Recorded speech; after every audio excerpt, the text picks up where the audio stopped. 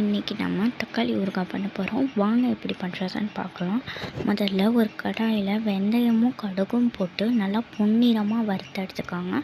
அதை நல்லா பொன்னிறமாக வறுத்து எடுத்ததுக்கப்புறம் மிக்ஸி ஜாரில் போட்டு நல்லா அரைச்சி எடுத்துக்கணும்.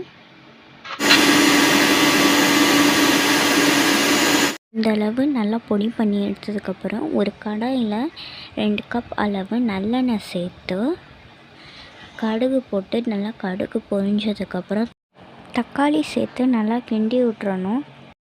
தக்காளி சேர்த்து கிண்டினதுக்கப்புறம் கொஞ்சம் நேரம் அடுப்புலேயே இருக்கட்டும். கொஞ்ச நேரம் கழித்து உங்களுக்கு தேவையான அளவு உப்பு சேர்த்து நல்லா கிண்டிக்காங்க. உப்பு சேர்த்து நல்லா கிண்டினதுக்கப்புறம் இந்த மாதிரி கொதி வரும். இந்த நேரத்தில் மிளகாத்தூளும் பெருங்காயமும் உங்களுக்கு தேவையான அளவு சேர்த்துட்டு நல்லா கிண்டி விட்டுருங்க. கொஞ்சம் நேரம் அப்படியே கிண்டிக்கிட்டே இருக்கணும். கொஞ்சம் நேரம் நல்லா கிண்டினதுக்கப்புறம் நெல்லிக்காய் சைஸ் புளி எடுத்து அதை கரைச்சி ஊறுகாயில் சேர்த்துக்கணும்.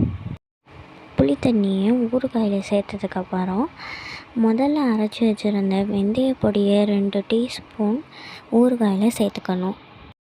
அந்த வெந்தய பொடியை சேர்த்து நல்லா கிண்டி விட்டதுக்கப்புறம் எண்ணெய் இந்த மாதிரி நல்லா பிரிஞ்சு வரும். இந்த நேரத்தில் ஊறுகாயை இறக்கி வச்சுருங்க. அவ்வளோதான், ஊறுகாய் ரெடி.